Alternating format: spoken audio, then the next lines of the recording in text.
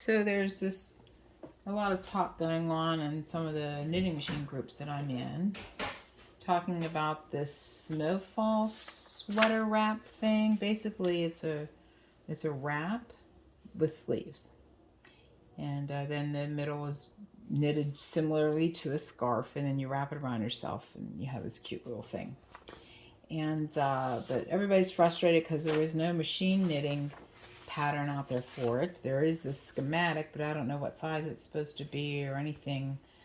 I think that it's 220 centimeters when it's all said and done, which I don't think size is really going to matter too much. You're going to have your small, medium, and large that will probably be one particular size, and then the XLs on up would be, graduate up in sizes. But I don't think, since you would just be adding your width in here, I don't think it's that difficult of a pattern to come up with. So I've been fooling around with it, and trying to come up with my own. There's even like a hand knit one. They call it a wrap with sleeves. And this particular knitting one oh no, this is actually, somebody thought, well, no, this is a hand knit for, and it has thumb holes in it, which of course I'm not worried about. But so I've been working on it on my machine, making up my own pattern for it, keeping notes along the way. So maybe at the end, if it all works out like I think it should in my mind, it'll be a nice knitting machine pattern. But the body's going to take like 714 rows, and I don't want to do 714 rows all in plain stockinette. So that means I've either got to use my stitching on my electronic machine, which I still might do, or I would do some hand manipulated stitches. And I have a book. Now what do I do with it? Right here. I haven't used this book yet, but I have now since I've started this project.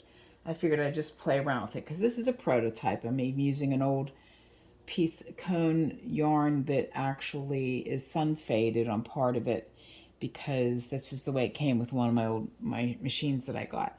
But this is hand manipulated stitches for machine knitters. These knitting machines can do a whole lot of stuff, lace and everything, but there's a lot of types of stitches that they can't do.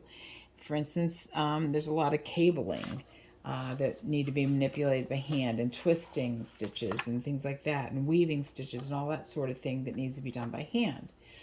And so I chose, and after doing a bunch of different of the stitches out of the book, I settled on doing these twists. I'm only doing 2 before advancing so many rows with plain stockinette, and doing 2 again across the bed, and I'll show you.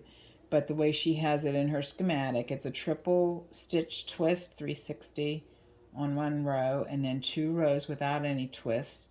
Then the third row, after knitting it, you go back in and you twist again.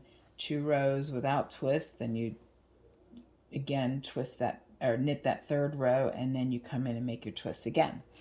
So I just, done several rows. I did twists across, and then I've done my 1, 2, what would have been? 1, 2, 3 rows. The carriage is over there. So now I'm going to do my next set of twists on top of the previous twist that I just did. So, and I'm twisting 360. So this is my 3-prong tool to pick up 3 stitches.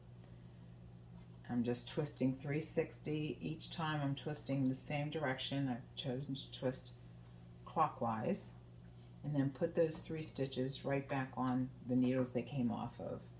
So again, my next set of needles, and I have this piece of paper back here with some numbers going across that represent the needle numbers, every 5 needles, and circle them so that I know, depending on what row I'm on with my row counter, where I want to put these twists on that particular row or area of the wrap. So I'm just going to do this the rest of the way over, and then when you do special twists like this, or any type of special hand manipulated stitches, depending on what it is you're doing, because this particular twist is putting pressure on the needles. It won't damage the needles. It won't damage the carriage. But you can make life easier for the carriage before you do the next row by pulling all 3 of these stitches out along the way. So these needles. So if I put them out here, then all that my carriage has to do is knit them back. They don't have to knit it, my carriage doesn't have to knit it forward and then back. Just has to knit it back. These stitches, these needles here can just stay where they're at because of course, you know, they just have regular stockinette stitches on them, so that's not, there's no pressure involved on those needles. So this is my last one.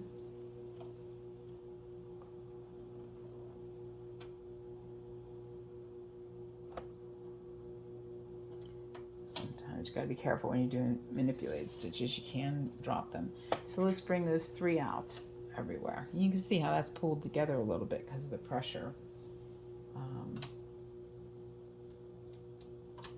And I'll leave these 2 right where they're at because you'll see they will stitch too, but as a matter of fact, maybe I'll even put these, let's see, 1, 2, 3, yeah, I'll leave these 3 back. So let me just drop these back on these needles there, behind the hooks there, not behind the latch. Whoops, I dropped one over here. Let's see if I can save it before it unravels. I think I did. Woohoo! Sometimes that can be a real headache. Okay, so everything's where it, so these needles over here I won't pull out. These ones, as you can see, are pulled out. You can see the difference. The carriage can handle both, but it's just easier on the carriage if they're already pulled out. And see how much easier that was?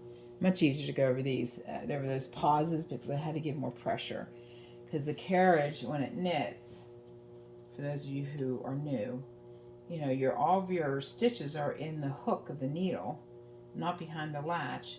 The carriage pulls it out, the needle out, so that the hook, so that the stitch is behind the latch, and then the latch closes, and then the carriage had deposited the new strand of thread into that hook, and then the old stitch drops off and goes down there. Right now it's being held by my 1-prong tool, but as through knitting it would be held, this stitch would be held and not unravel because there'd be a new stitch on that hook.